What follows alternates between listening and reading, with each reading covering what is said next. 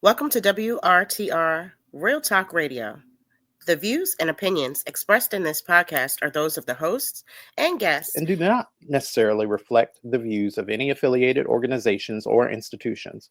This podcast is intended for informational and entertainment purposes only and should not be considered legal, financial, or professional advice. While we strive to provide accurate and up-to-date information, we make no representations or warranties of any kind, express or implied, about the completeness, accuracy, reliability, or availability with respect to the podcast or the information, products, services, or related graphics contained in the podcast. Any reliance you place on such information is strictly at your own risk. In no event will we be liable for any loss or damage, including, without limitation, indirect or consequential loss or damage, or any loss or damage whatsoever arising from loss of data or profits arising out of or in connection with the use of this podcast. By listening to WRTR Real Talk Radio, you acknowledge that you understand this disclaimer and agree to its terms. Enjoy the show.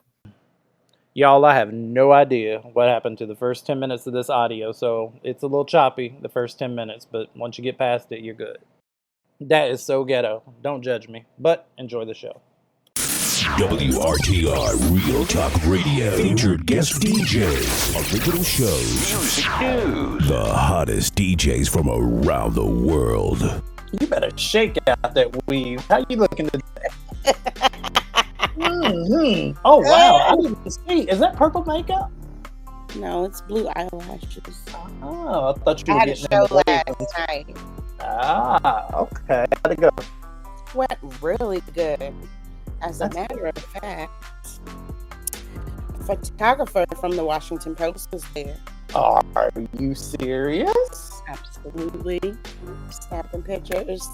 And you look good for those pictures. Thank Let me tell you. you.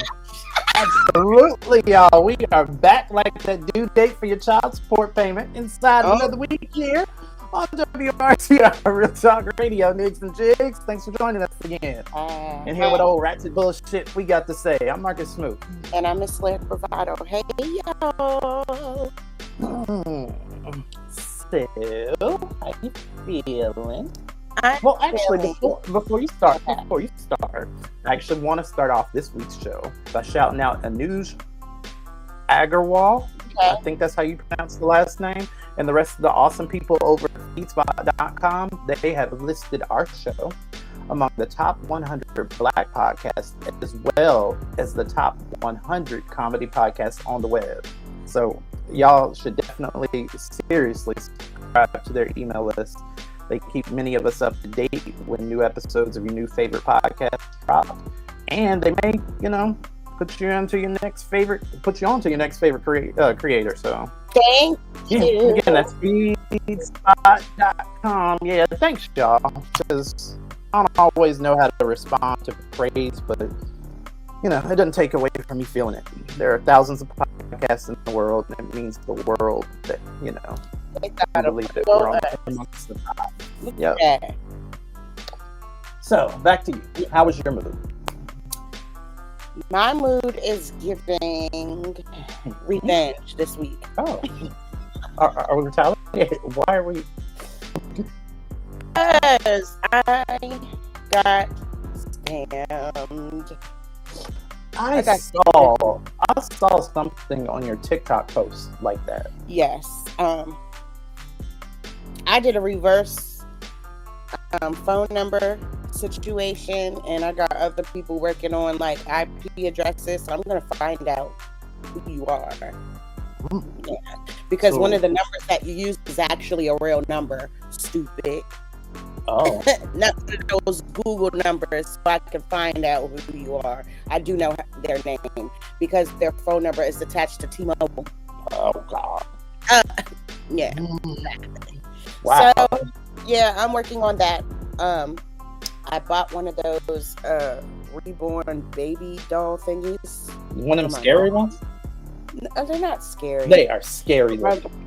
My mom collects dolls, and I tried to get her one. And they had a whole website and everything. Like, legit. Really? paid my money or whatever. They sent a tracking. I'm looking at the tracking. I'm like, just looks like a Chinese based thing. And if you're from Wisconsin, why are you using one of those couriers anyway? Like, that's a bit weird. So that was a red flag. The seller sent me a message talking about something. The tracking company is trying to reach out to you. I get the email. First of all, grammar, punctuation, all of that. It didn't even pass. So I was like, what the fuck is this? We need you to send us $170 customs fee. Customs fee? You better suck my... Because I'm not sending you no customs fee. Are you crazy? First of all, there's no customs fee. Anybody knows that. State to state inside the United States, there's no customs fee. That's the Trump tariffs. That's the Trump tariffs that work. So I screenshot them. I was like, bitch, you better run my refund. You better, yeah, because I'm not playing. And of course, I got blocked. They stopped responding and all of that stuff. So of course, you know me, I screenshot everything along the way because it's a lot of money involved. And I'm not playing with any of y'all. So I screenshot each conversation and everything we had. Turns out they made the whole Reborn Doll website and the tracking company website. Sent me a fake tracking number, had the updates. Like, this is very elaborate. Oh, there's a whole bunch of niggas involved then. Yeah, it's very elaborate. So I was like, yeah, police. So I have a whole police report on them. I sent the name and the number and all. Like, you can't play with me. Mm-hmm. Yeah, that's extreme though. Like, and you know what? I mean, to be honest, like, a lot more cyber crimes are going to be popping up out the woodwork because, I mean, of what we're dealing with. Everybody is in the struggle, and crime, especially cyber crime, is at an all-time high. So that should be a message to the rest of y'all to, you know, maybe just be a little bit more tempered with your online dealings. Not that she wasn't, but, you know, it's just goes to show. Don't trust nobody. If it ain't in a fucking store or Amazon or anything like that, y'all done fucked it up for real people with Shopify accounts and shit like that. Like, I'm not supporting shit. If I can't physically go there or get it from Amazon or eBay or whatever or any of that, I'm not fucking with you. Sorry. I watched the TikTok. I actually may put it in this week's show, but it was some girl that was talking about how we need to bring back just going to people's house, because why does everything have to be associated with a brunch or with going out or at a bar or something? She was saying we need to normalize going back over to people's houses. So just definitely something to think about. Normalize going back over people's houses to fuck them up too. Let's normalize that. Make sure. Don't let your friend. Wait. Do I want to know? All right. I'm giving celebratory mood this week. Good. Because, you know, I earned that raise that I wanted. Yes. Get your money. You know it, got to. So I'm in a celebratory mood and hang out a little bit later on and enjoy this weekend. Try to enjoy life a little bit, you know, before Trump takes it all away. Anyway, who you want to be like this week? I don't want to be like nobody, honestly. I didn't look nobody up because that shit just pissed me off. Oh my God. It pissed me off, no, for real, because it kind of like made me very upset. First of all, you know, I'm heavily into supporting Black businesses and stuff, and this was allegedly a Black seller. So I tried to support, and this is the shit that happens, and I'm just like, really? And it's like, I'm the type of person where if I have it, you have it. I donate randomly to people's like GoFundMe's and shit like that, and that's the type of person that I am. Or I see somebody in need in the store, like I just did that the other day. I was in CVS paying for this ladies' babies' Pampers or whatever, just randomly. I do shit like that. Why you gotta fucking scam and steal and shit? So honestly, this week I want to be like myself. Work. I want to be like me. I want to be the type of person who doesn't take from people and take advantage of people. And it really has a good heart, a genuinely good heart. Right. So I want to be like myself this week. I think you already are. Fuck all you other motherfuckers. I think you already are an awesome person. Yeah. Yep. I definitely believe in that. Okie dokie. Okay. So I sent you the video lyric, but this week I want to be like Representative Jasmine Crockett of the United States Congress. Okay, So I'm giving her a shout out this week because she made an appearance on The Breakfast Club. And hold on, y'all. Y'all know I hate that show, Lord. but when people like Jasmine or Joy Ann Reid go on it, I'll pay attention to whatever they got going on. But back to Jasmine. Representative Crockett had this to say. First of all, black people ain't had nothing to do with this. We wasn't nowhere near Utah. So I'm like, how was the response to go after black students? And it's interesting because I was talking to one of my best friends who graduated from Grambling. And I was like, is Grambling on lockdown? Because, like, it was just kind of, like, in the moment. And it's like we're getting these alerts about this school and that school, Hampton, and all these different schools. So I was like, what is happening? And I was like, and why are we in this, right? Like, what is it that students on a HBCU campus have to do with this, right? Like, that wasn't a place that... let me point this out. We have had school shootings that have taken place on all types of campuses.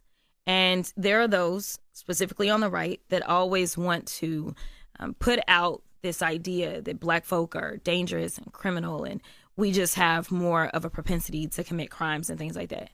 Do you know how many school shootings we've had at a HBCU? Zero. One of the safest campus that you can be, a safe haven. And it is interesting because those campuses were created out of kind of the segregation idea, but we don't do that. It's not, in the idea that, as soon as it happened and the next thing you know, the trans community is under attack again, right? Because they said that the Minnesota shooting was a trans woman, I believe. And so because it was a trans person, they're like, oh, this is what happens. But I was like, so we're not going to talk about white supremacy? Like, we're not going to talk about the fact that the vast majority of these shootings, whether they are seen as political or not, if we look at the numbers, white supremacy ideology. But we don't want to do anything about that. There's no legislation that they want to bring. Every time you say white supremacy, they want to yell, oh, you're race baiting. No, I am going on facts. Like, these crimes, when we look at these mass shootings, most of them are linked to neo-Nazism or, Proud Boys or whatever. It's always some white supremacy kind of thing that's going on. It's not black folk that are going out there. It's not immigrants that are going out there. But what cities are we going into? Black cities, because we are supposedly the ones that commit all the crime. Which people are we going after? Immigrants, because allegedly it's immigrants, but we don't want to have a talk about what the numbers say, what the facts say, which is that we have a white supremacy problem in this country. So until we decide to deal with the problem, we're going to continue to have a problem. And that was Jasmine Crockett on The Breakfast Club. So I love how she has a knack for meeting people where they're at, because let's be real.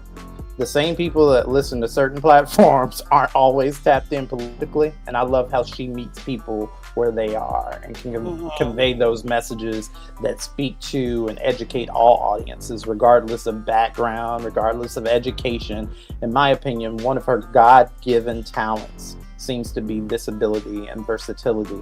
And I applaud her this week for breaking that shit down. Made me smile. Why they always trying to bring us into everything? Everything. Crazy. Every fucking time. You know what? Black people. Yeah. First of all, take us out the group chat, because we ain't got nothing to do with this. Like, probably like 5 black people in Utah. All 5 of them. That's it. They tripping out here. Oh my God. But anyways, you ready to answer some people's questions? I am. In fact, let's get it. All right, if it were lyric, right after this. We'll be right back. I literally wake up every morning in a state of confusion, listening to news reports and reading articles about people, white supremacists, let's put a name to it, white supremacists who have so much hate harbored in their spirit that they be trying to harm other people.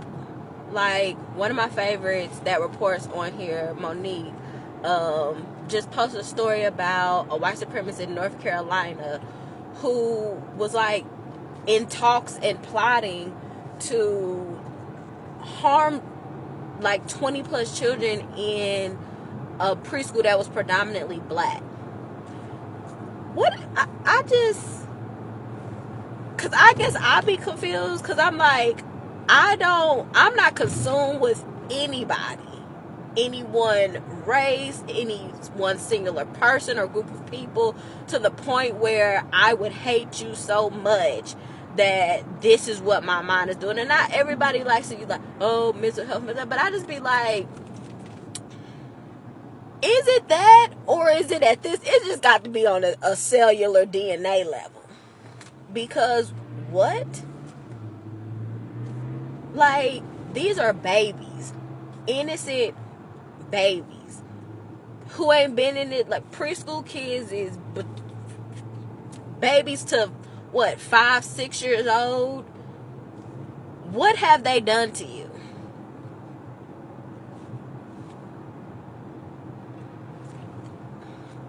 I really just be lost on a daily basis. I just at a pure loss for words, because I just wake up, I do all my daily affirmation things, and then, check a little TikTok for a short period of time, and literally, like, it'd be like the first 10 TikToks, flip. Just pure ridiculousness going on with people. What is the problem?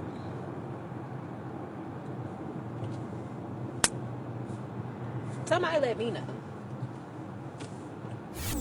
Maybe not what you should do, but definitely she would. If it were lyric. What's going on, you guys? It's your girl, Miss Lyric, and I'm back with my segment, If It Were Lyric, where I answer your questions about your relationships, situationships, and friendships, and everything in between. And I give my 2 cents about it. Now, if you want to continue sending me your advice questions, please send them to my Gmail at lyricbravado@gmail.com. Now, let's get into this tea.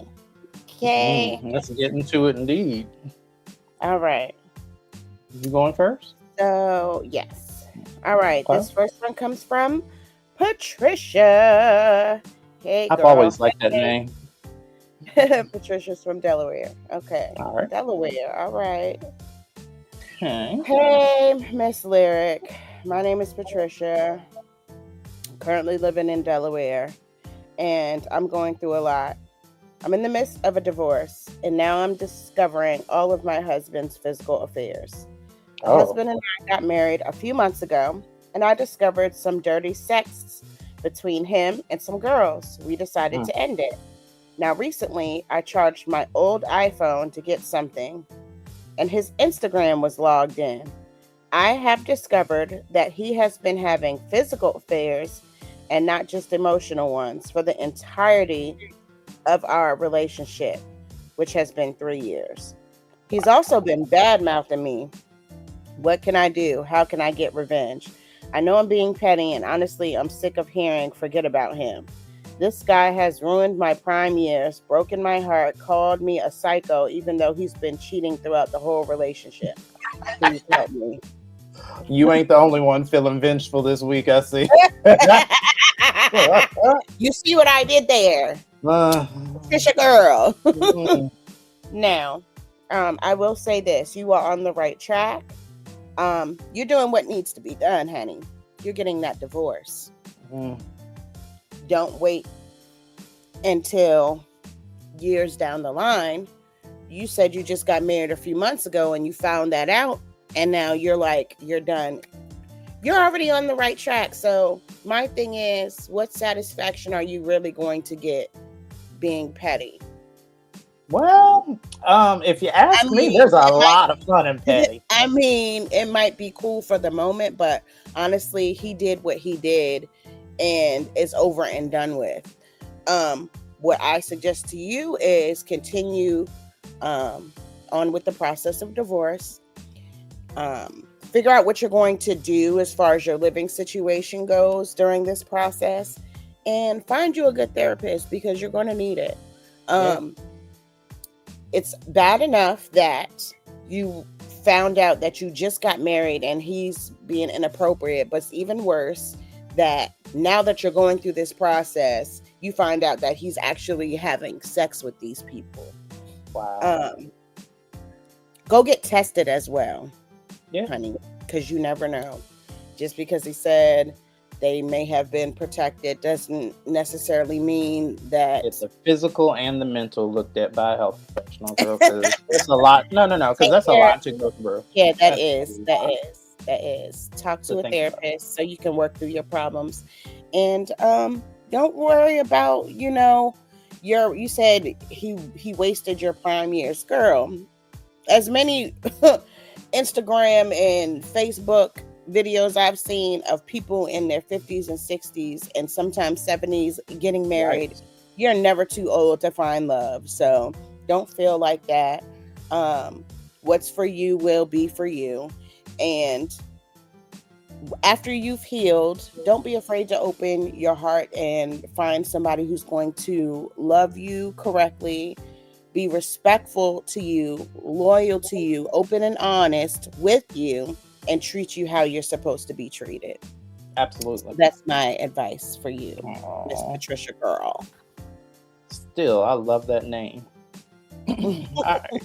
This one, the subject reads red flags and relationship anxiety. Uh-oh. It says, Dear Lyric, my name is Franny, and I'm a 24-year-old woman trying to navigate the world of relationships.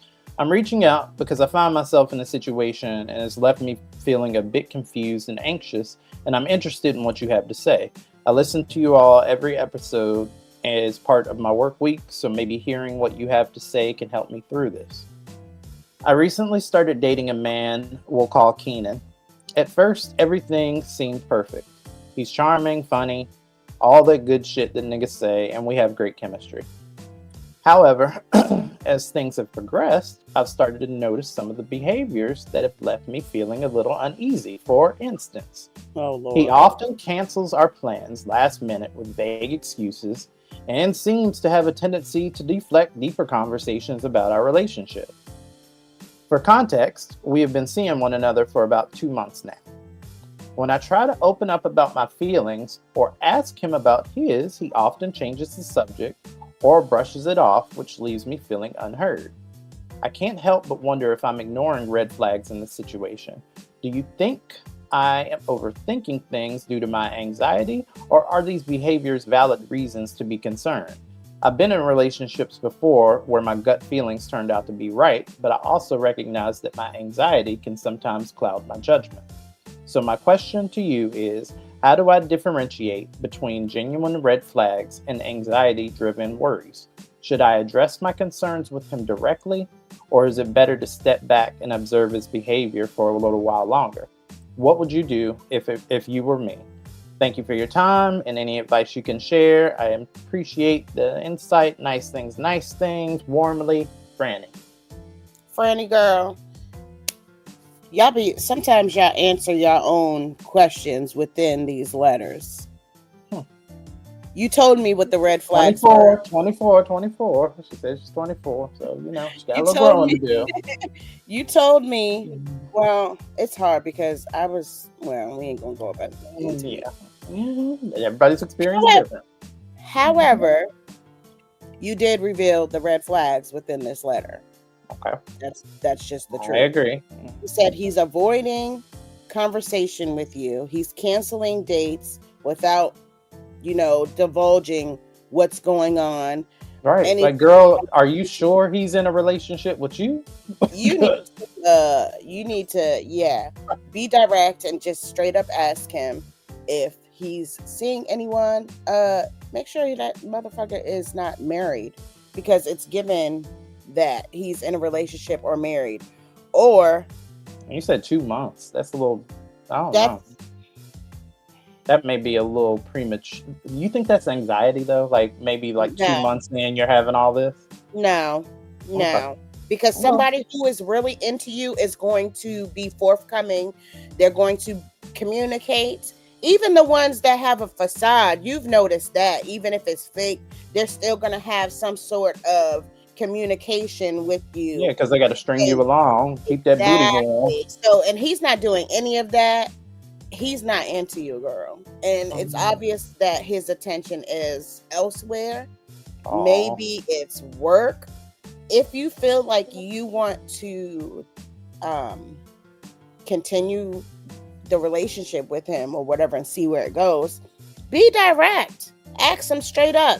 But if he's still avoiding you and still like kind of being weird about certain things, you need to pay attention to that.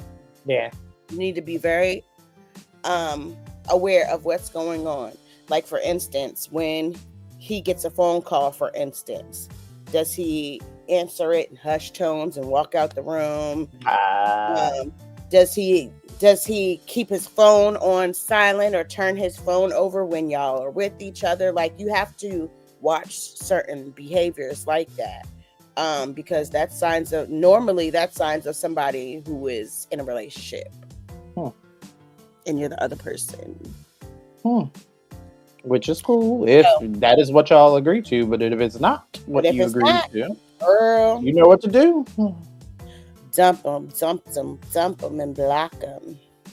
But yeah, just be mindful, just be aware, pay attention to what's going on, and do what's best for you. You know, if y'all have that conversation and he's like, yeah, I am seeing somebody, this, that, and the third, and it's not married, but he's like dating, and that's what you want to deal with, then hey, by all means. But if he decides to be forthcoming and that's not something that you want to deal with, girl, throw in a peace sign and find elsewhere for you to spend your time with, because life's too short. It is. Okay. All right, that is all that I have for this week. If you guys want to continue sending me your advice questions, please send them to my Gmail at lyricbravado@gmail.com. Time to get silly. Trolling the timeline. Up next. Be right back. It's not a coincidence that Black people all over the planet, but especially in the United States, have been embracing our relationship with our ancestors more than ever in recent history. And simultaneously, this country's going to hell. I don't think it's a coinkydink. We're feeding our ancestors, Black people. We're reestablishing our ancestral roots, our connections to our ancestors. The more attention that we give to our ancestors, the more focus we give to our ancestors, the more we feed our ancestors and foster that connection, the more power they have in the spiritual ancestral realm. The more power they have to look after us and take care of us and handle shit so we don't even have to get our hands dirty. Christianity has had Black people in a fucking chokehold for 400 years. And that has severed us from our ancestral connections. And as a result, our ancestors have not had enough fuel to do what need to be done. But now, Black people are waking up. We starting to be like, you know what? I don't know about this motherfucking Bible. Something's not adding up here. Black people putting the Quran down. Black people putting the Bible down. And Black people are starting to pick up some motherfucking roots. I know I set up my ancestor altar a few years ago. I had a calling to do it. They kept whispering in my ear saying, baby girl, put something up for us. And I know a lot of other Black people have been doing this. Black people, it is our time to embrace our true lineage, our true connection to our ancestors, and our connection to this earth. Mother Earth loves us. She protects us, but we have to love her back. The more attention and focus and energy that we feed to our ancestors, that we feed to Mother Earth, the more protection we will have and the more work they will do on our behalf. They will handle everything while we stay at home resting. Time to troll. We're back, And it's time to troll this timeline and see what happened in the world this week. Not much that I care about a lot of stuff that happened this week, but what you got? You go first. How about Uber is being sued? For what? The Department of Justice. And good. For them high ass fees and shit. It's like, no. The Department of Justice sues Uber over alleged discrimination against riders with disabilities. Yep. A lawsuit against Uber on Friday accusing the ride-hauling company of routinely discriminating against passengers with disabilities, including wheelchair users and riders with service dogs. Now, is that Uber itself, or are these their drivers specifically? Because I can totally see somebody pulling up in like a crowded city or something, and then you see someone that is disabled and they have a lot of things that they need, or a lot of assistance that they need. I can totally see some asshole being like, nah, I ain't about to do this, deny, and roll off. Uber has a section for that. Wheelchair access and stuff like that. So according to the DOJ, Uber drivers frequently refuse rides to blind passengers traveling with service animals, and sometimes canceling trips after learning about the dog. In some cases, riders were even charged cancellation or cleaning fees. The lawsuit also cites incidents where drivers refused service to passengers because they could not store the wheelchairs, or where riders were subjected to insults and inappropriate questions and other degrading treatment. Wow. Yeah, that's... I mean, these rideshare programs, when it comes down to it, I mean, even I DoorDash, but because I worked in delivery for so many years at UPS, like, there are just certain things that I can't tell you about delivering that I just do. Now, when we talk about rideshare people, you're talking about just average person doing stuff with their car on an average day. I can totally see somebody out there taking rides and then having a trunk full of, their kids' basketball toys and all this other stuff. Like, I can see that. And then you pull up, it's a disabled person, and you not be able to help them. Like, I can see that incident happening. However, that is no justification for treating these people bad. There's no justification for discriminating against. You call Uber and you let them know at that point that you are unable to do the ride, or can you send somebody that can communicate something? Because these people a disabled person, they're already going to have trouble getting rides. You're the ride. That's what you signed up for. Right.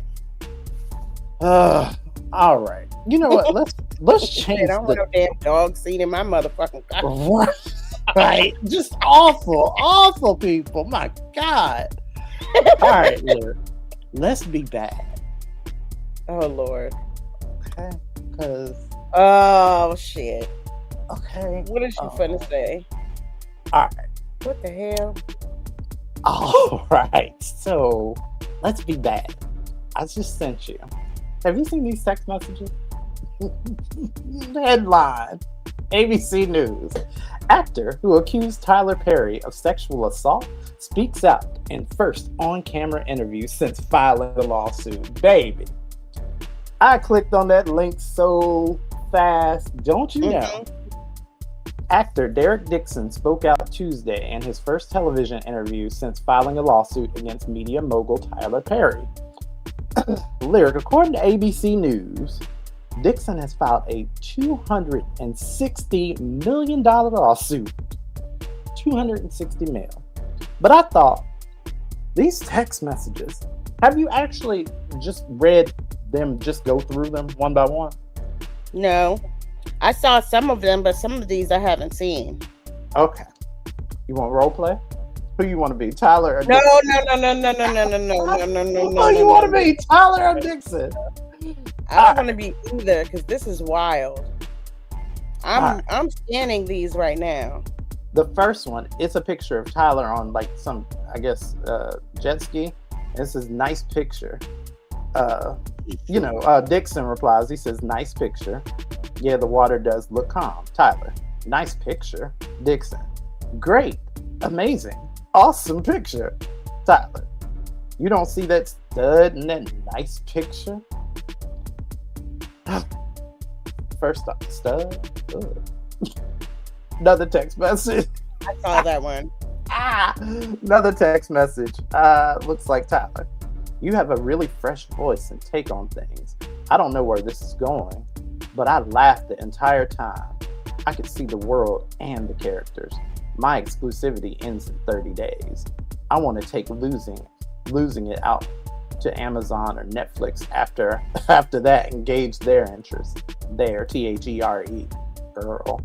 All right, but I also want to try and get you with the right people to help you make these shows work. They are not for my audience, but we need to find a home for this stuff. I don't want to miss another creek. You know that Eugene bought that to me first, but I didn't get it. Like, these text messages, as you go through them, they get increasingly more horrible. But this is classic your boss trying to manipulate you with sexual favors. This is sexual harassment panda 101. Like, this is what it is. This is ridiculous. Hey, y'all remember when I said this, right? Y'all remember what I said? Sometimes you gotta see things for themselves. Wow. I told you it was bad. And then he drunk texted him. He was like, Tyler, you know what I cook? Derek. And I guess he didn't respond, so he said Derek. And Derek responds, spaghetti, cake.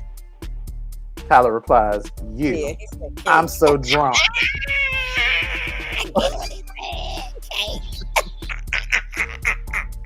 Patty. Patty.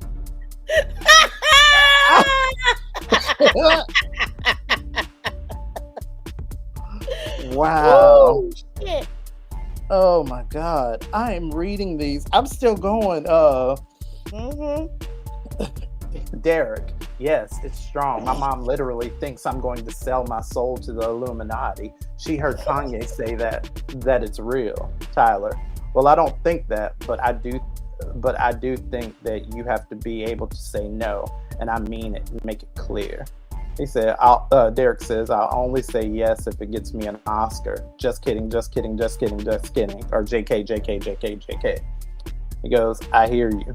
And then Tyler goes, well, the only one who could have gotten that for you through sex is in prison. So just stick to the no. Who you think he's talking about? Could it be Harvey? Allegedly. Maybe. Perhaps. Moving on along. Another text message. Tyler, I would hope that you let someone hold you and make love to you. You are missing the best years of your life, my friend. Trust me. I hope you get past that block in your mind soon. Derek. Well, it's not this person, but yes, I want that too. I'm working on it. Therapy is helping. See, doesn't that piss you off too that the man is in therapy and they probably talking to this therapist like, my boss keeps trying to get this ass. What do I do? And therapy is not cheap. And oh my God. Then on another text message, Tyler, listen to me.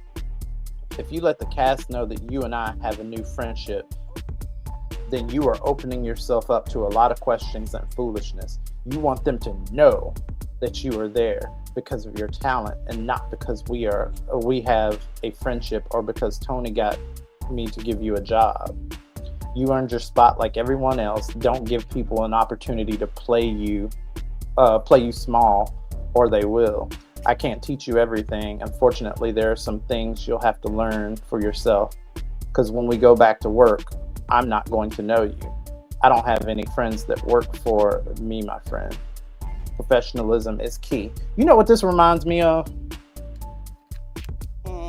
This reminds me of them weird ass DL conversations or weird ass conversations I would have with DL men back in the day. Like, this is how they move. Oh yeah, you see me out in the street, you don't know me. Shit like that. So, I mean, unfortunately,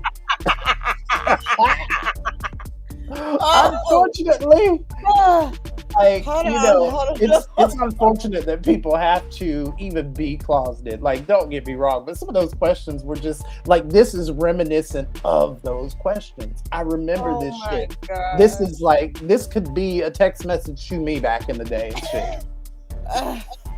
Okay. Continue. Moving on. Let's see. Oh my God. There's more. I know. Derek, haha, I don't know. It's just Brad. Tyler, LOL. Derek, he just wanted to go for a quick walk to get his steps in, and now I'm walking my Chipotle by myself. LOL. Tyler, Dick Derek, get that Chipotle. Dick. Okay. Derek, haha. Can you tell from that photo? Tyler, no, I can't. Only from your jeans. Gross. Gross.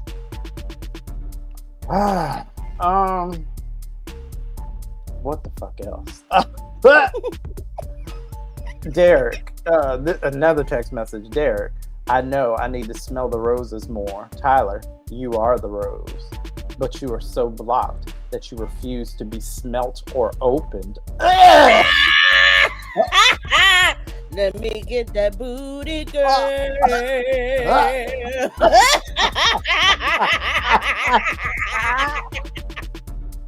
Give that man his money. Give him all $260 million, not $1 less. Do you hear me? That is hilarious. You refuse to be smelt or opened? If a nigga said that shit to me, you refuse to be smelt or open. Get out. Get out. Just, what do you mean? Ugh. All right. Another text message. Tyler, they make money from the advertising. Lots of money. I love how I feel right now, but I don't like being horny. Testosterone. Derek, oh yeah, from the doctor, but it's making you feel better. Tyler, I feel so good, but I don't like being horny. I feel sorry for the first person that flirts with me. What? So We gon' tear that ass up, girl. Listen. Oh. Hold on. So Tyler, call me. Another text message. Tyler, call me. Derek, I think the hangover hit me harder than I thought. Can we talk later? Tyler, yes, it was quick, but okay. Later on. Tyler, I really need to talk to you, my friend. Please call as soon as you can. No response. Tyler, a couple of days later. Trying to do rooms on the boat. If I invite Bill, would you be okay sharing a room with him or not? Wow. Let's see. This one, okay, that's a repeat of just reading these text messages. Wow. This is a lot. I mean, even the cackle-worthy ones are still like, this is a huge problem, and it is how a lot of these it's coming out that this is how a lot of these rich people are moving now. Have always moved. It's like they manipulate. It's not enough for a person to be openly gay, but even if they are openly gay, it's not enough for them to just want you. You want people that don't want you. Because this man, I don't see him advancing in these text messages. I don't see that. Now, if there was more, perhaps it'll come out in the lawsuit. If not, I mean, it is what it is. But this is clear. Like, this is employee no-no. You don't do this. This is not something that you do. You did. And then you're using your position of power to manipulate this man. And he don't want you. A white man, really? And you on black and you know what? He said what he said. Okie dokie. Wow. In other gay news, did you Hold on, I gotta get it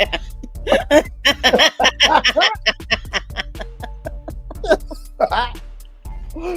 In other gay news, did you hear about that explanation of August Alsina's boyfriend and how he met?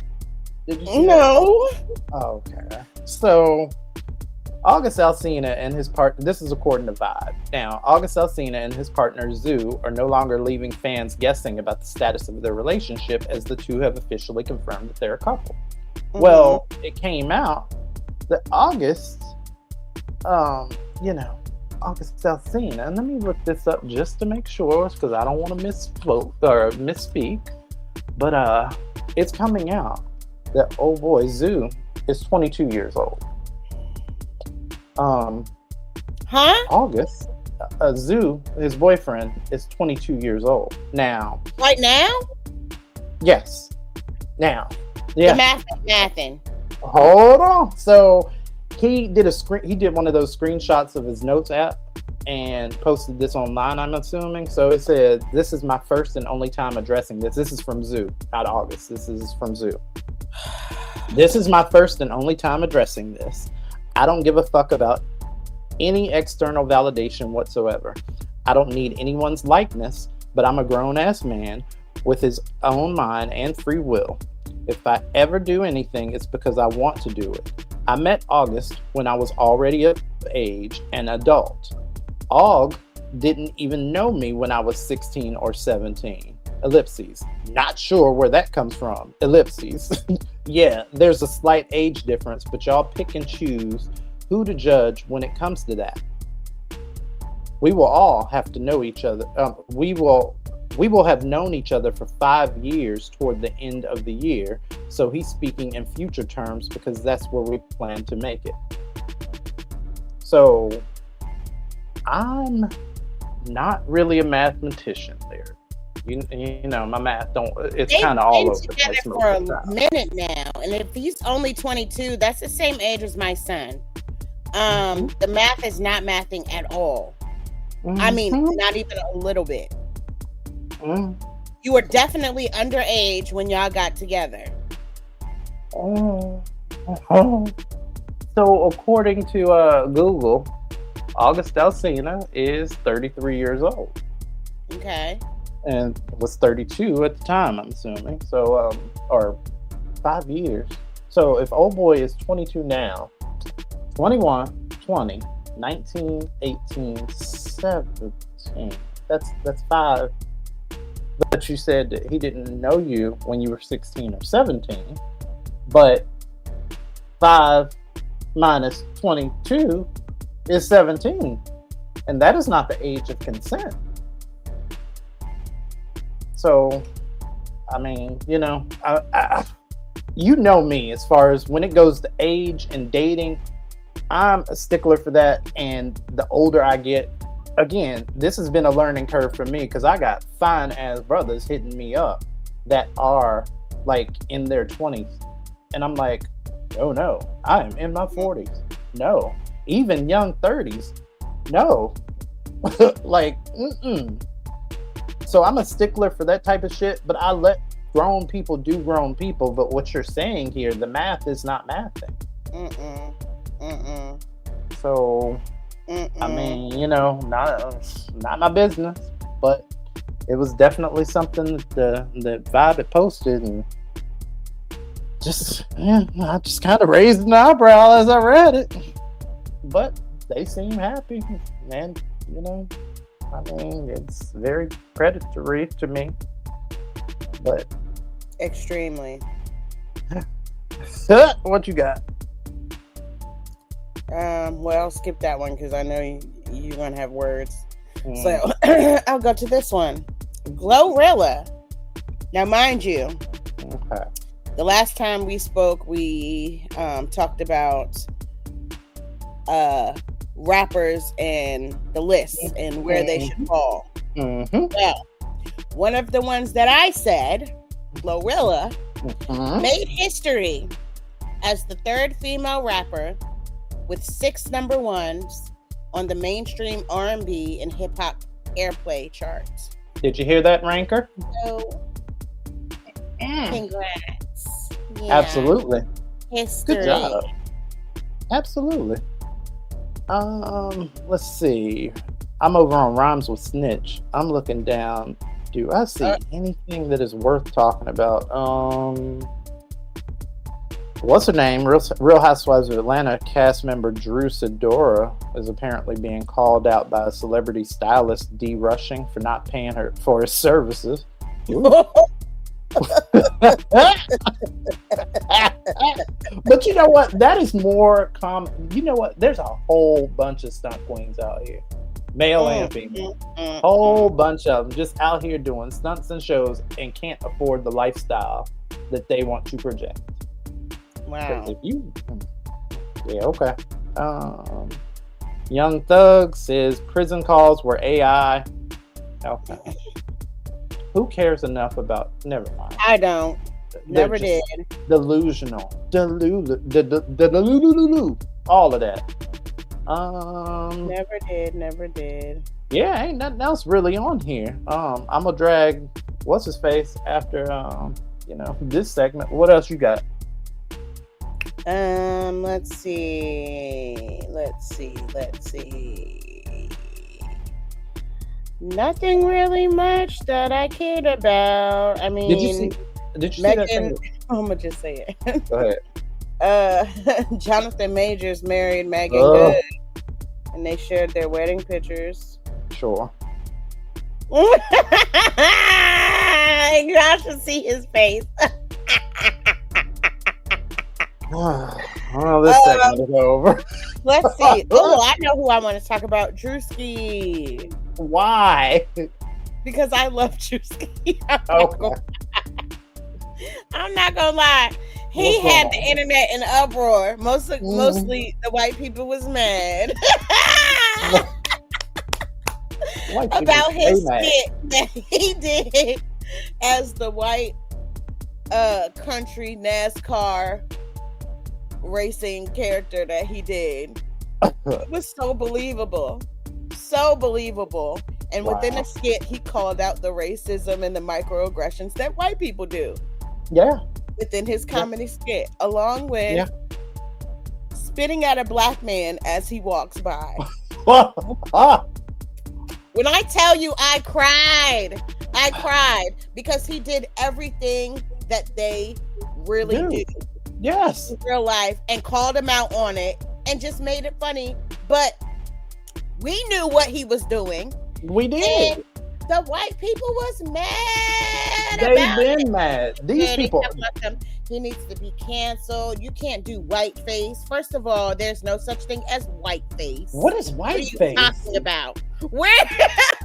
What are you talking about? What is that? That sound like thrush, like whiteface. I got whiteface. Yep, they said they didn't appreciate him doing whiteface. Whiteface sound like something that happens after you be, like during bukkake or something. But. First of all, the difference between what he did and what y'all used to do for blackface is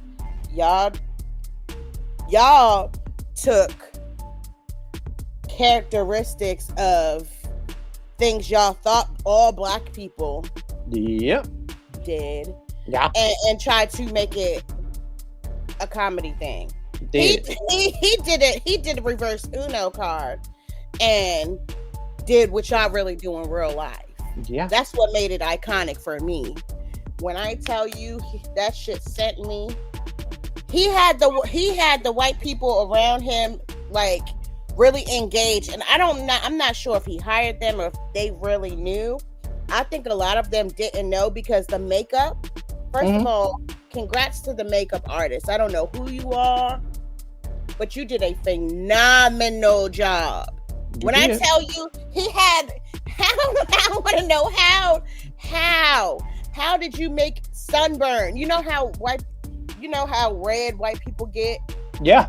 They created the sunburn on his skin, and it looked so real. And they're mad about it. I gotta see this video. Okay. I've seen the screenshots, but like, no, you gotta watch it. You gotta watch the video. I promise you. If you don't like Drewski, it may make you like him. Honestly. Okay. I'll check it out. Like him. But before we end this, speaking of blackface, did you see that screenshot I just texted you?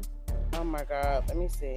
This is from a website called Dangerous Minds. When you when you had mentioned blackface, I looked up. I remember Judy Garland. They had sickening footage of Judy Garland back in the day doing blackface 2 years before The Wizard of Oz.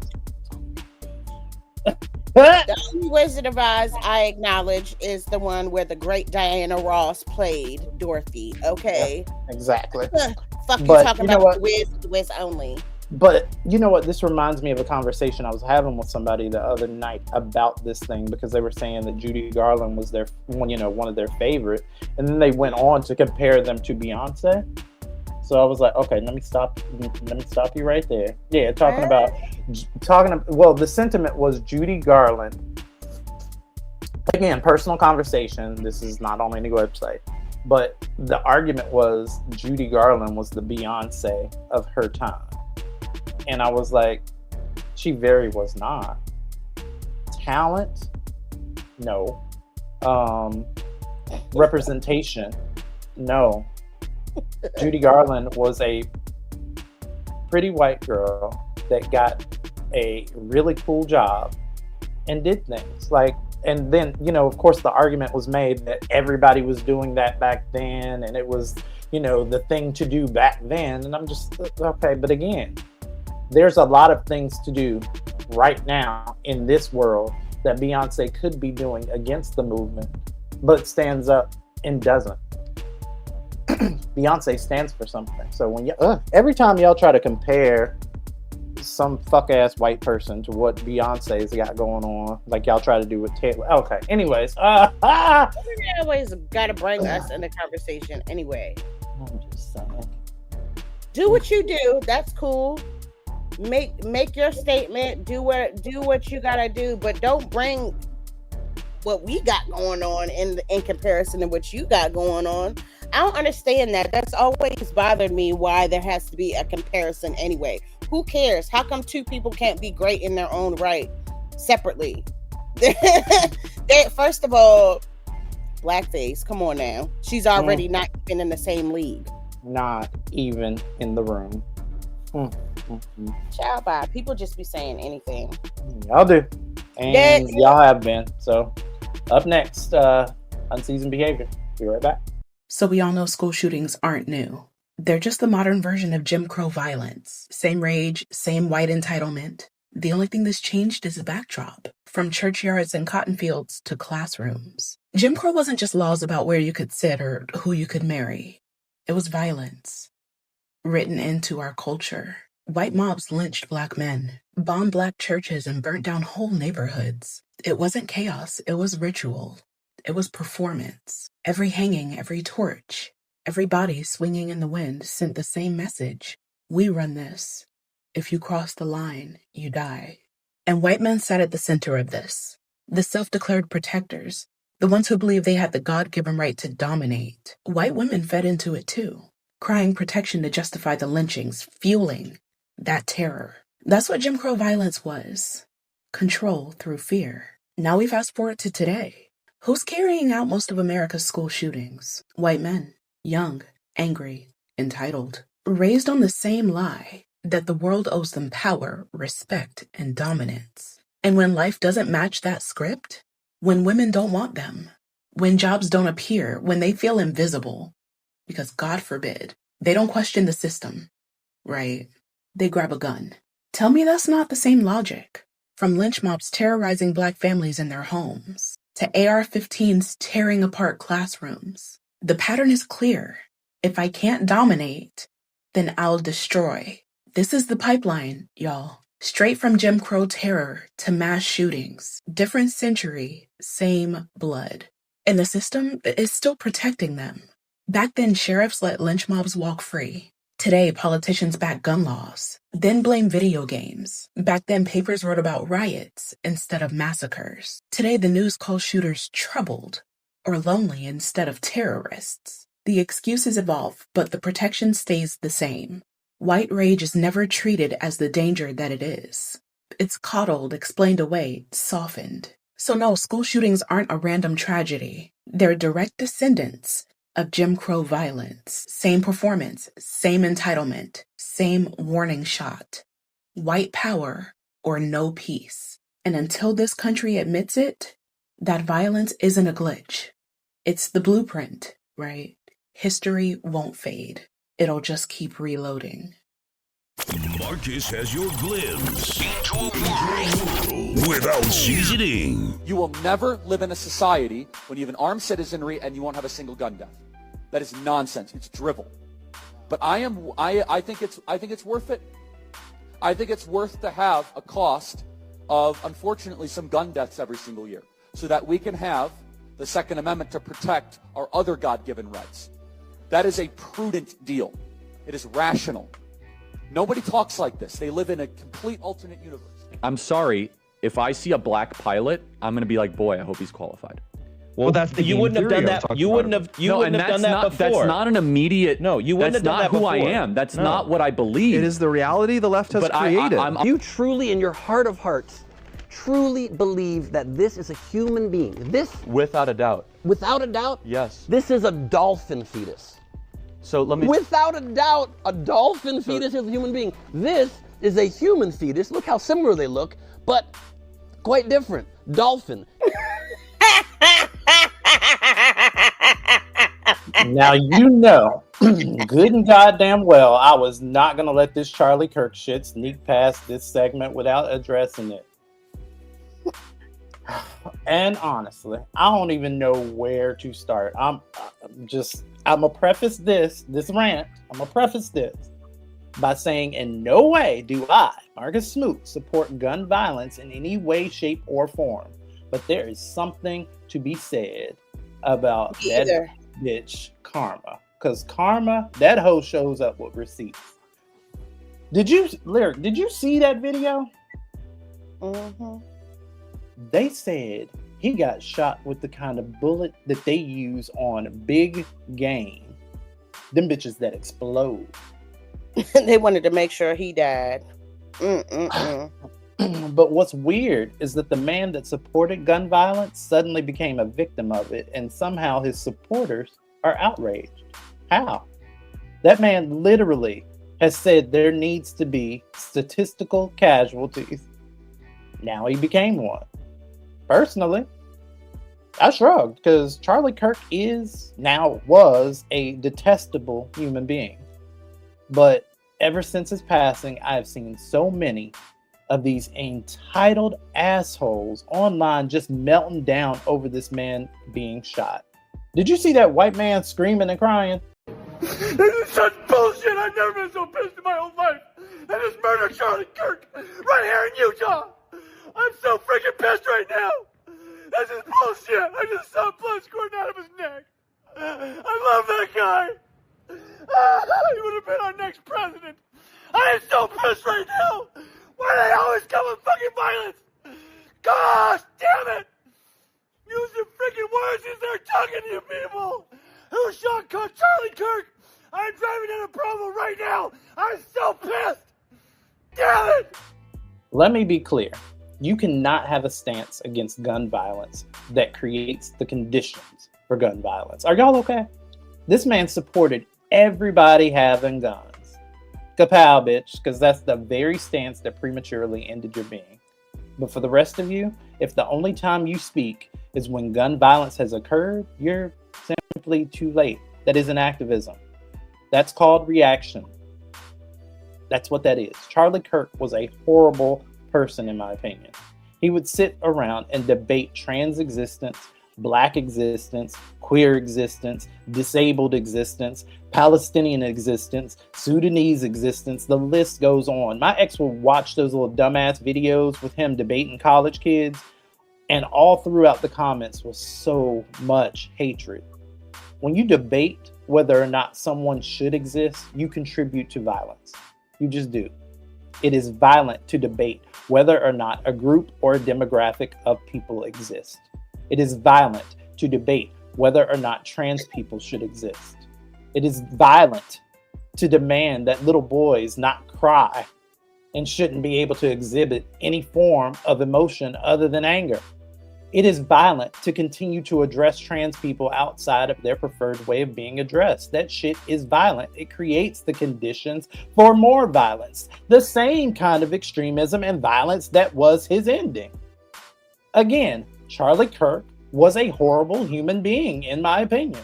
And Google defines opinion as, quote, a view or judgment formed about something, not necessarily based on fact or knowledge. And it's sad that I even have to say, in my opinion, because nothing he stood for or spoke about was toward the betterment of anyone's existence. It doesn't even help white men. Reading, like, everybody else being better than them, feeling like they're better than them, ending them, that doesn't put you more on top, stupid. People need people, you stupid bitches. He was a white man that wanted a position of power, and like other horrible individuals, was given a platform and opportunities to do it over and over and over. That man was not an activist because he wasn't fighting against anything. Your stance can't be the existence of folks we already know exist. What fucking sense does that make? An actual activist would absolutely be ashamed of themselves. Now, yes, you should be able to have your opinions. Nobody's saying that everybody should have a gay, Palestinian, or trans bestie, but if you don't want to be around them, can you at least govern yourself to avoid it? I don't like bugs. That doesn't give me like the right to run outside with my best pair of roach stompers on, ready for battle. If I see one, I get away from it. That easy. You don't like fags? Don't go to the fag establishment. You don't like trans people? Ignore that bitch when she walk by. It's just that simple. But to continue to platform these types of people while actual activists, organizers, leaders, educators, while those people continue to use they continue to lose countless opportunities. That's absolutely batshit crazy. I'm convinced many of you just got rabies because you couldn't be in your right minds with some of this lack of logic. You have rabies.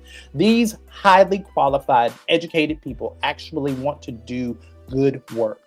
They want to actually bring you a quality education that's based in sustained study, experience, and practice. And every single time somebody speaks logic to you, you bitches don't want it. You deflect, you sidestep, and in 2025, you'd rather give your attention and support to a white cisgendered man like Charlie Kirk and dumbass Donald that continue to hold us back from a better tomorrow. You have such a problem with woke, which, let's be real, is your new word for nigga. Let's keep it real. But maybe y'all need to wake up, white people. Y'all need to wake. No, not maybe. Y'all need to wake up, white people. Y'all have a proclivity of violence. That is the culture that you live in. That is the culture that you were born into. That is the culture that killed your influencer fave. Individually, you have to look into that. And you have to start working on yourselves. Ask yourselves why. Why do you desire this grasp of power constantly? What are you protecting yourselves from? You have to ask yourselves these questions. I'm not sorry to hear of his passing. I'm sorry that so many others were triggered by yet another act of violence that he sported. I'm not sorry for his children, or they won't have their father. If anything, in my opinion, they have a better shot of growing up with more moral values without his influence polluting their minds. But his wife is also a dumbass, so whatever. And I ain't sorry for her either. There's plenty of dick out here. She's a white woman. She will be just fine. Low key, I hope she finds a big black dick black man to fuck the shit right, like right out of her, right in his bed. Have him turning in his grave. That is what I want.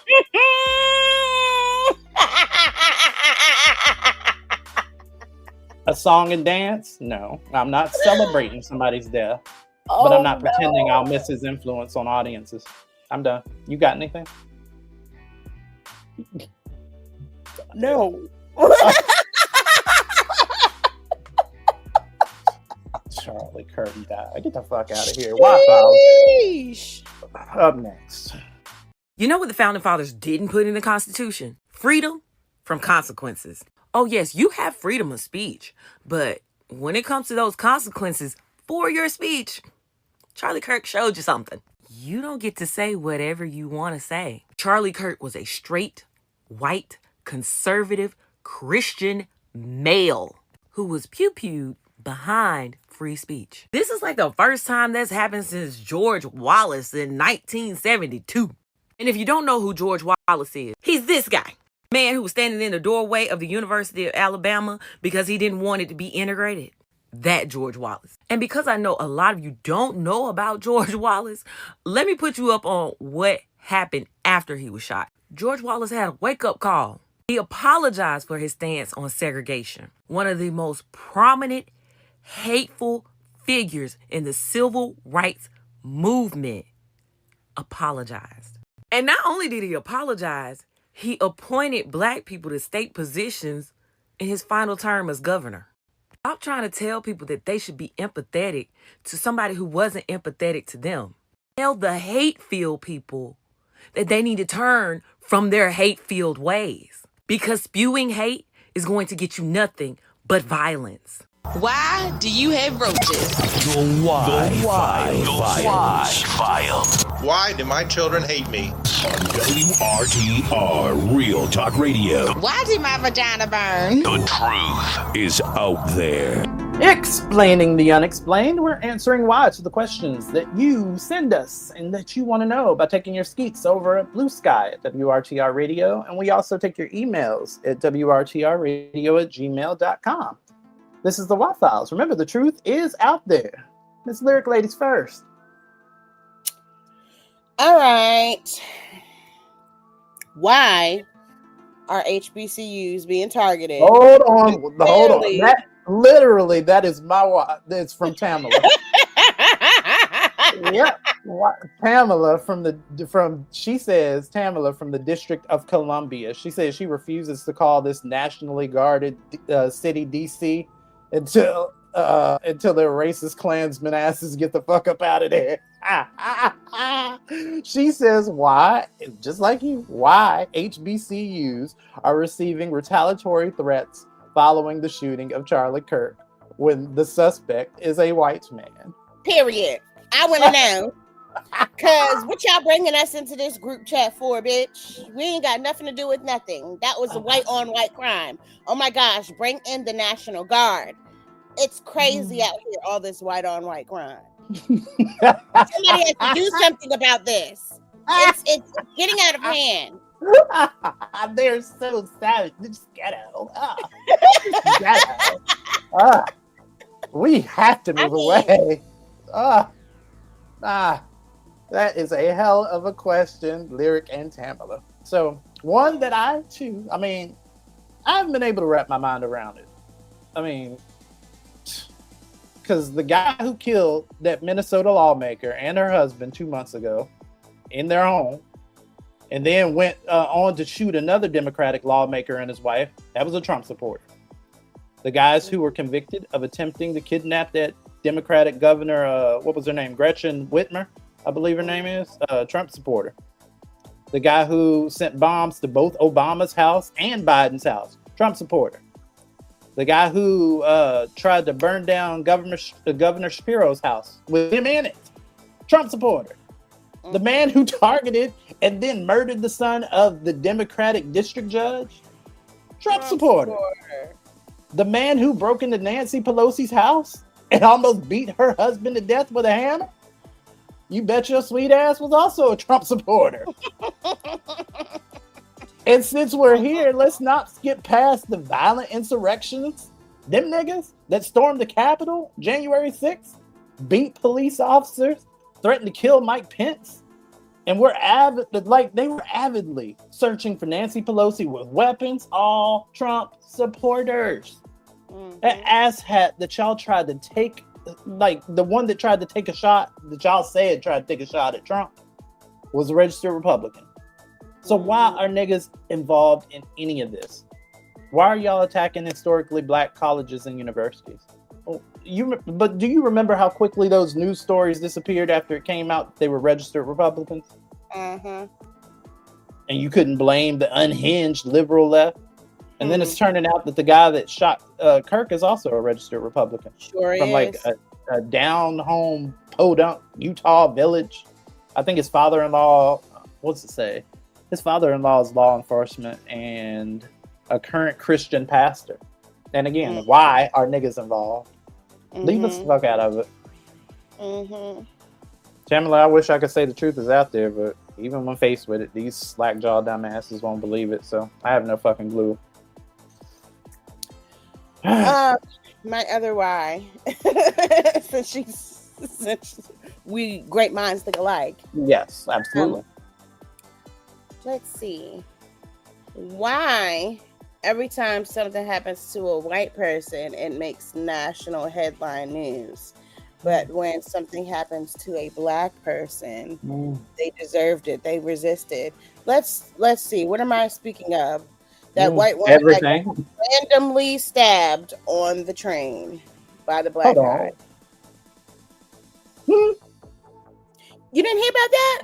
No. No. What happened? So this white lady, now it's sad, but it was very random. She got on the train, just got off work. She was an immigrant as well. Okay. Got off the train, got off at work, and was on her way home. And she was sitting in one of the seats, and this guy who was sitting behind her just randomly stabbed her to death. Wow. Just sad. Now Trump made a statement and talked about how beautiful she was. Oh, what a creepy ass weirdo bitch.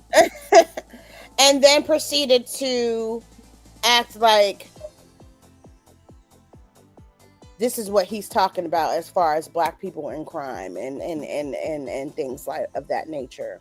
Literally, I just gave you a whole bunch of instances where y'all was wilding out. So what do you mean? Exactly my point.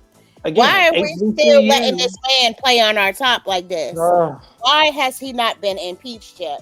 Why is we letting someone who has like 35 fucking felonies have total control of the United States? And why isn't anybody stepping up to the plate to try to remove him?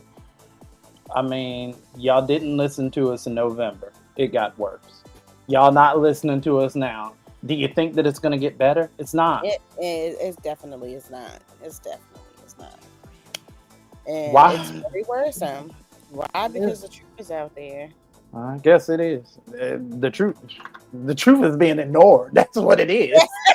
That part. And that wraps it up for this week's Wild Files. You know the socials. Watch this with me. Up next. Be right back. Today certainly feels like a turning point. Following the murder of Charlie Kirk, we have seen a wave of threats and lockdowns. And my name is Jenny Abamu. I am the Maryland reporter for WAMU. I'm going to give you your headlines in the next 90 seconds just so you can keep up with what's going on in your local community and all the things that are happening. Sometimes it can feel a bit overwhelming. So I'm going to do my best to kind of put this into a package that's understandable for everyone so you're able to digest and also take something from it that's more than just a headline. Several institutions and places have been on lockdown today. The Naval Academy is currently on lockdown in Annapolis. There's an active shooter threat that's there. It's still developing, so we don't know all the things that have happened. But it seems to be a very serious situation. I myself passed by Northwood High School in North Bethesda earlier today. That was also on lockdown. Luckily, it seems that no one was hurt. Across the country, universities in Virginia and also HBCUs have received tons of threats. 2 lawmakers in Maryland reported bomb threats to their homes. Taken together, this appears to be a wave of political motivation and violence that we may not have seen in recent times. At least I can't remember growing up seeing this type of volatility. And really, it raises a lot of questions about where we're headed as a country. I am going to keep you guys informed, so make sure you share these videos with your friends and continue to follow as we keep up with what's happening around us.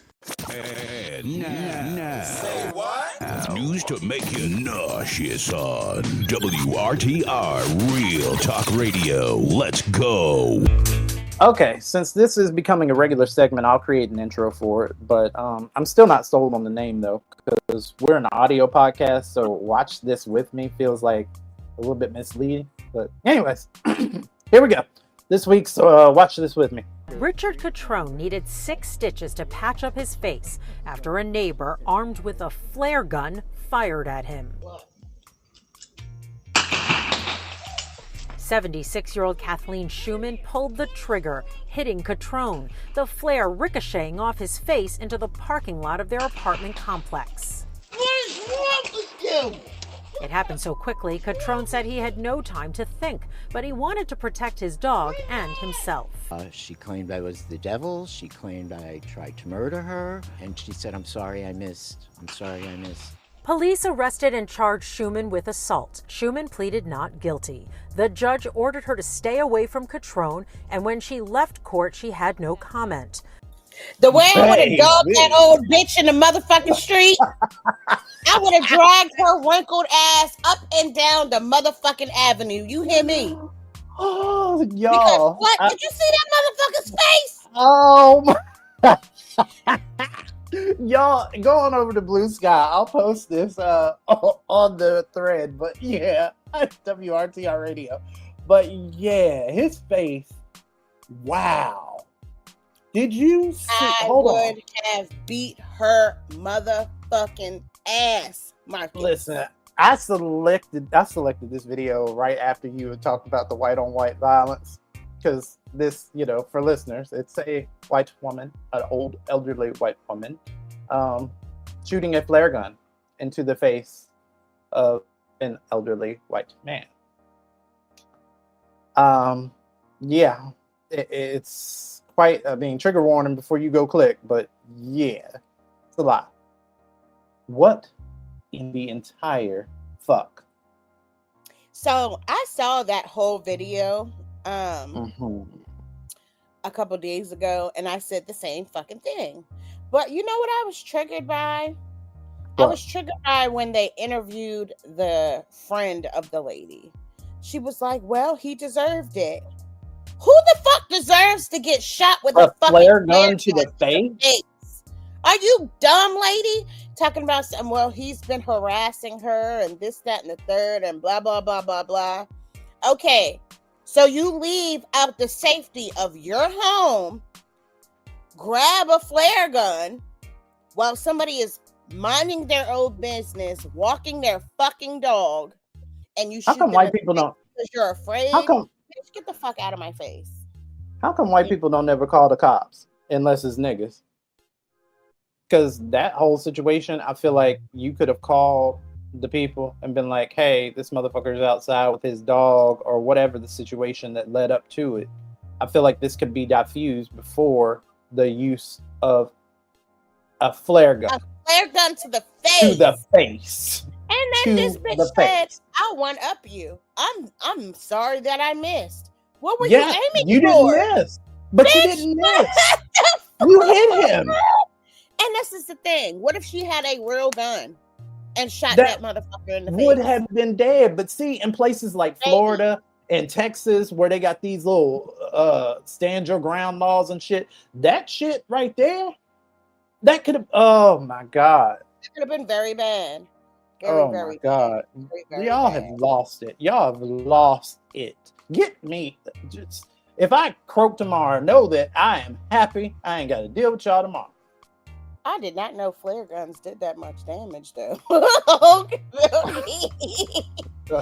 want to drop that one down in the note. Please drop that one down in the note. The late night. They y'all get the wildin'. Yeah. Won't kill you. I'm still a pacifist. I won't kill you, but yeah. But you can't get maybe. shot in the face with this flare, okay? Just saying. At least a nice little circular burn mark on your face. That shit was circular, lyric. Oh my God. Let that be a reminder. Oh my God. Oh. Up next, we are doing real talk. Unless you want to do this second video, I sent you another one. This one might be triggering though, but go ahead. Watch this with me, y'all. The Clinton riot cover-up. In 1875, Clinton, Mississippi, held a rally for Republican candidates, mostly supported by black voters. What started as a peaceful gathering turned into one of the deadliest massacres of Reconstruction. White paramilitary groups attacked, leaving dozens, maybe over 100, black men dead. Yet newspapers at the time downplayed it as a riot, blaming the victims. The real story? It was part of the Mississippi Plan, a statewide strategy to use terror and murder to suppress black votes and restore white democratic control. Within months, voter rolls collapsed, Reconstruction ended, and Jim Crow took hold. The conspiracy isn't just the killings, it's how history buried them under the word riot. CTA, comment if you think calling massacres riots was intentional erasure. Imagine the terror inside those homes as families hid, hoping to survive the night. The echoes of the past reverberate today as protests and cries for justice continue in the face of similar forces. We must acknowledge these events not just as history, but as part of our continuing journey as a nation. It's about reclaiming our story, ensuring their voices are finally heard. That doesn't surprise me. That does not surprise me. And no, I'm not triggered by that. Why? Because this isn't the first time that stuff like this has happened. No, it's not. Let's see. We could talk about Black Wall Street, where they burnt that shit completely to the fucking ground because we had our own businesses and we're thriving and very wealthy, minding our own black business, and y'all had to come and fuck that shit up. We could talk about Atlanta, where there was a town predominantly black, where they completely built a fucking lake throughout the whole town, and now you see people drowning and shit because of what happened in that lake in Georgia. I can't think of the name of it, but Lake Lanier. Lake Lanier. Yeah. This is based on true facts. They've always done things to black people when we're minding our own business. And what y'all not gonna do is come to our schools. Fuck up on some shit. Cause these new niggas, these new niggas ain't going for any of that shit. They're not. And they on some Malcolm X shit. Yeah, our previous ancestors wanted everybody to get along. It was cute. It was fun. And I love that. And I appreciate everything that they have done. But these new niggas ain't for that shit. They're not. Do we need to turn y'all's attention back to the Montgomery Brawl? Mentality. Okay? By any means necessary. We should Y'all don't remember? Yeah. Y'all don't remember Evander Holy Gills, ain't that what they called them? That swam across that lake to fight them white people? Yeah. Stop playing. The folding chair. We've had enough, and y'all not gonna keep trying to use us as a scapegoat. That shit dead. Period. Yep. So it's about to get bad out here. Well, it is what it is. Make sure you're well stocked in whatever you need to be stocked up in. Yep. Real talk. Up next. Chick-fil-A's hidden ties to segregation. Chick-fil-A isn't just chicken sandwiches and waffle fries. It's a company built in the Jim Crow South. Founder S. Truitt, Kathy opened his first restaurant in Georgia in 1946, when segregation was the law of the land. His business network tied into a culture that openly resisted integration. The company's family values branding came from that era, and it carried forward. For decades, Chick-fil-A donated millions to organizations fighting against LGBTQ+ rights and blocking civil rights protections. Critics point out that the company's Sunday closures weren't just about faith. They reinforced Kathy's vision of a traditional America that excluded a lot of people. Today, Chick-fil-A tries to market itself as wholesome and welcoming. But the truth is, its roots are tangled in the history of segregation and discrimination.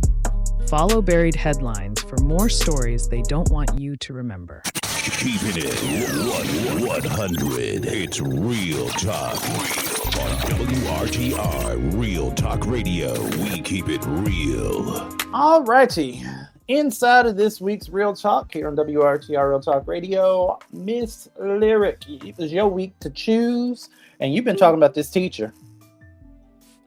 Tell me about her. Well, she goes by the name of Teacher Bae. First of all, the word teacher and bae. Teacher bae. The word teacher and bae should not go together. Okay. But apparently this girl thinks that they do for some weird reason. She's under fire for the inappropriate attire that she's wearing around children.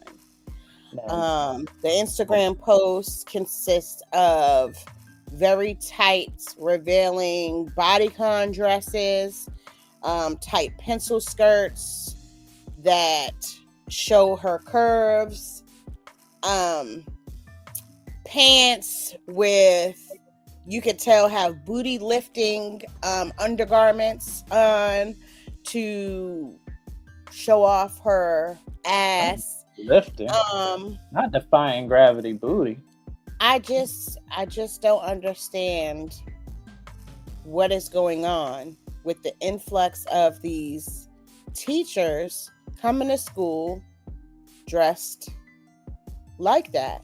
Splits up the sides, short skirts, leather, pleather outfits. Like, it is inappropriate. And I'm not understanding if we have a dress code for the students and we want them to come dressed for success.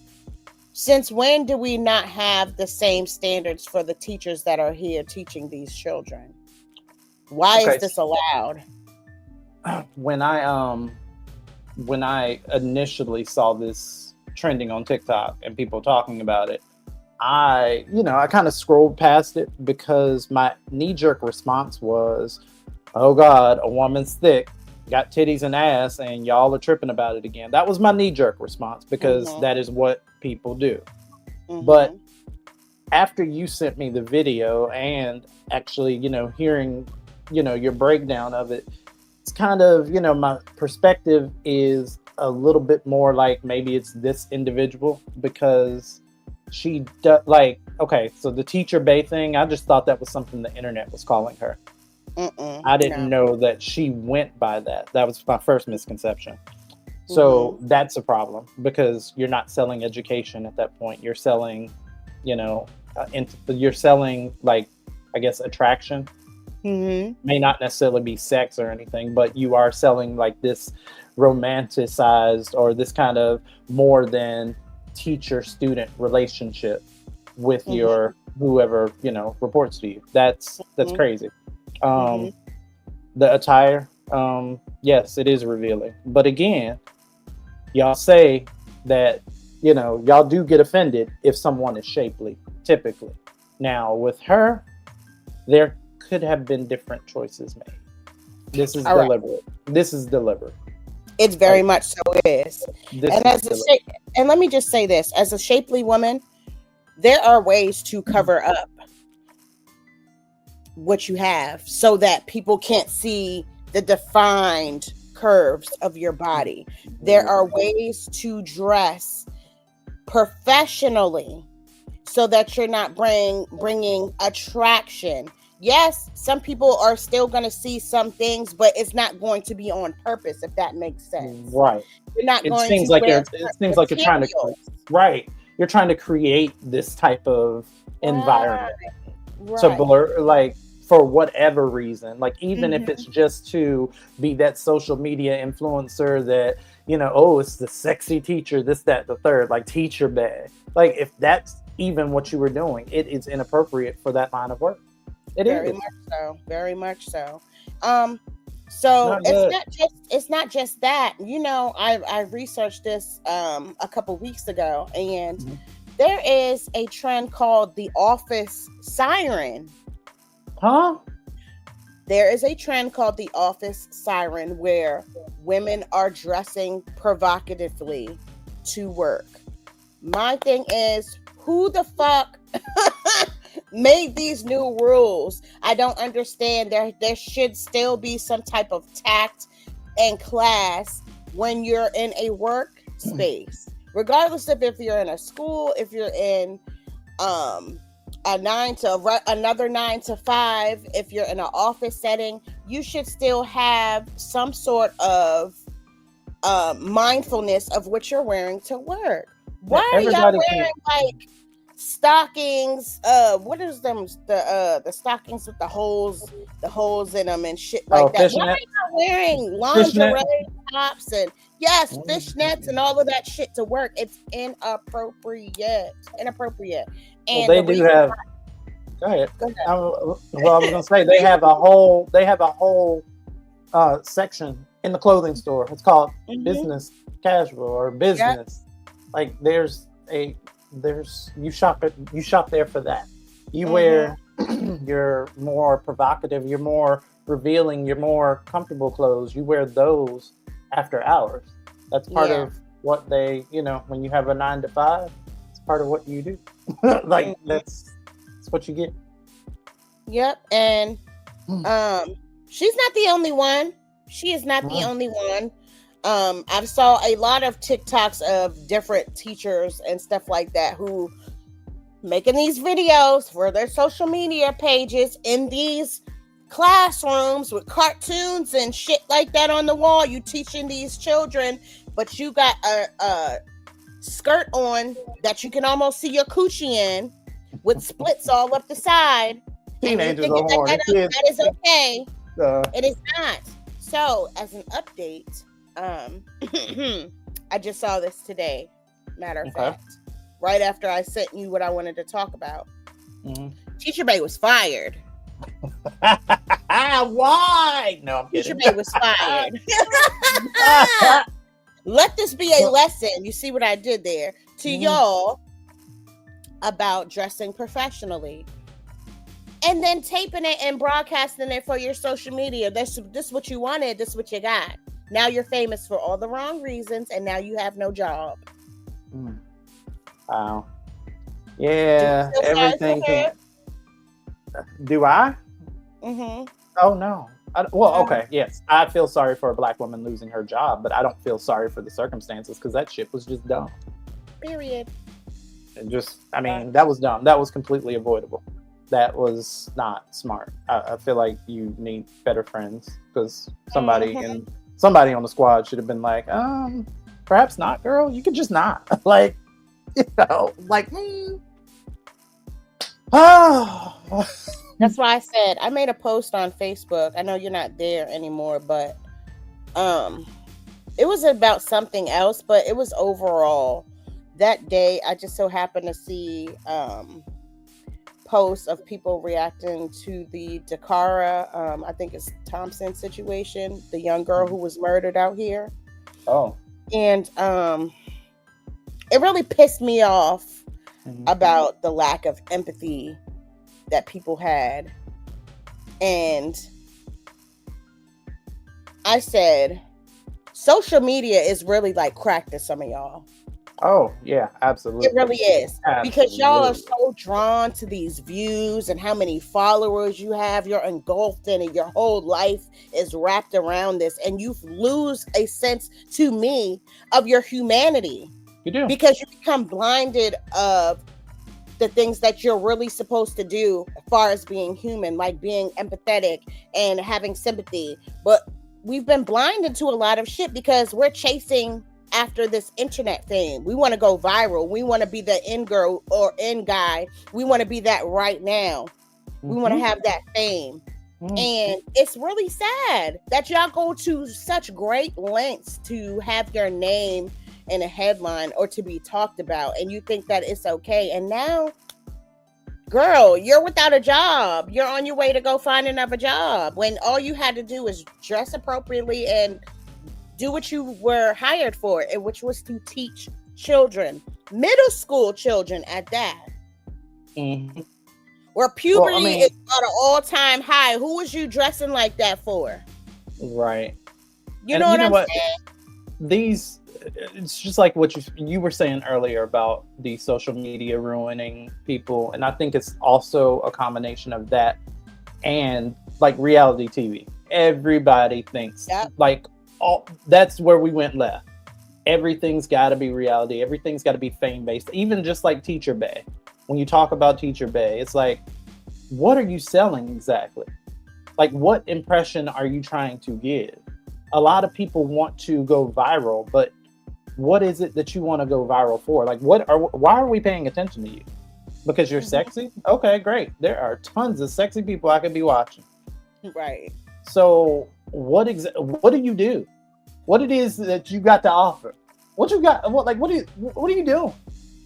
Like, when you come here to this platform, at least those that listen, thank you, by the way. But I assume that you come to have a good cackle time, catch up on the week, maybe laugh a little, get you, like a lot of people walk right in and talk about how we get them through their week, just as part of your pod.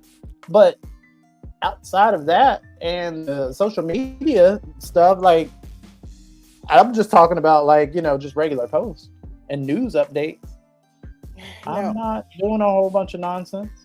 People want to be known for how big their ass is and how that nice is their so body weird. is. And girl, what are you selling? What cares? work do you have? What do you have to contribute to society? And if it's not in the lens of social media, that's okay. That's okay. Mm-hmm. Not everybody has to be an influencer. Not every job has to be broadcasted like old boy. So I don't know. Just another reason and another example of y'all letting social media gas you up into unemployment. And that wraps up this week's WRTR Real Talk Radio. Find us everywhere you are over at WRTRradio.transistor.fm. We are over on Blue Sky at WRTR Radio. I can also be found over there on Blue Sky and TikTok at MARCUSMOOT. Gainfully employed. Thank you. Surviving. Good times. And you can find me on Facebook, Instagram, TikTok. At Lyric Bravado. Yep. So, guess we'll holler at y'all next time. Once again, thank y'all for listening to us. And we'll see you next time right here on WRTR Real Talk Radio. Bye. Bye. WRTR Real Talk Radio. This week's show featured work from TikTok creators Rep Jasmine, _Goddess KJ, Priscilla _Davies, Ashley the Baroness, Family Guy Fun 10, Rich Retro, Jenny.ABAMU, ABC News, Hidden.Mississippi, and Mystery History 4, using our platform to amplify your voices. Many thanks again to Anuj Agarwal and the rest of the awesome people over at feedspot.com that have listed our show among the top 100 Black podcasts as well as top 100 comedy podcasts on the web. Thank you guys so much for your support, and everybody else, check them out on over at feedspot.com.